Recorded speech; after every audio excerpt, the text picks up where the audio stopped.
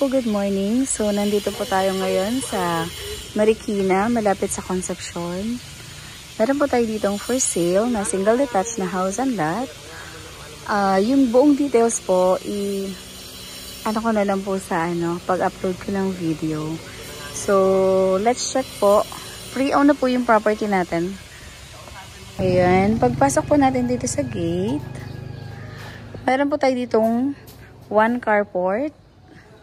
And then, dito po sa ating right side, dito na po yung ating garden hanggang dun sa likod. So, may lanay po yung ating dining. Let's check po later. And then, dito po sa ating laundry area. And then, yung ating maid's room, nandito din po sa likod. So, na-check po natin, ang ganda po nung separate room dito kasi napakalaki po, malawak.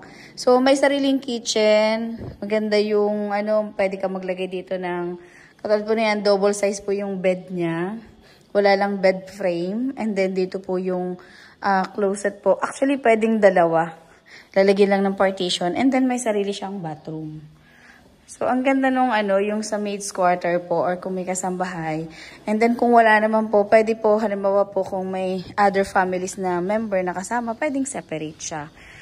So, dito naman po tayo sa main door.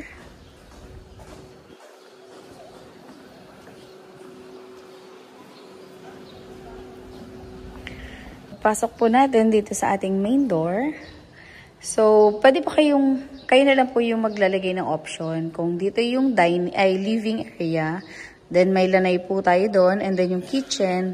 And dito naman po sa left, yun yung ating dining. Well, depende na lang po sa inyo kung alin po yung mas prepared po ninyo. Dito po sa may ilalim ng hagdan, pwede po tayo maglagay dito ng shelves. And then, dito po yung ating pantry. And ito po yung ating powder room. So, yung ating kitchen po, meron ng upper and lower cabinet.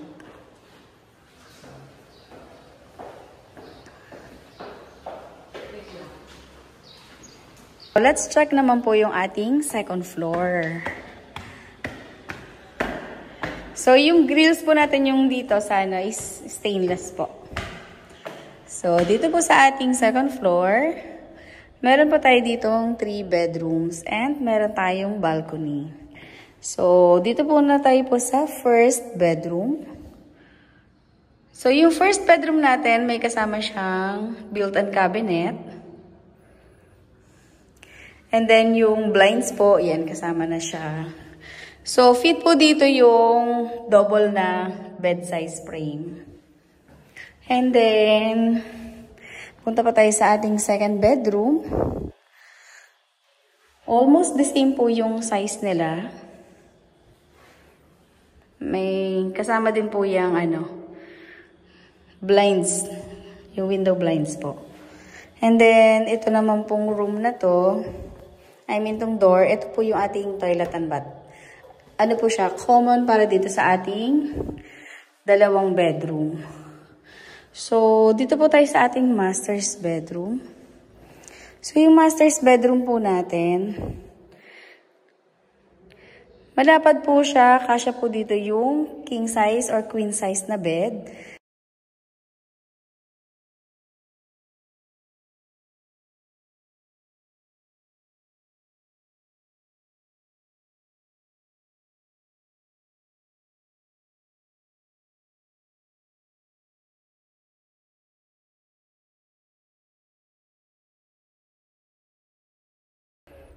So, malaki yung ating master's bedroom. And then, meron po siyang walk-in closet. And dito naman po yung toilet and bath. Yung ating shower po is may partition na, glass partition.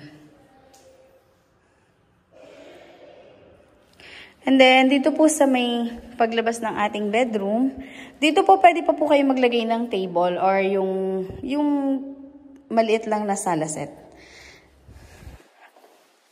And ito naman po yung ating balcony. Facing po siya sa street.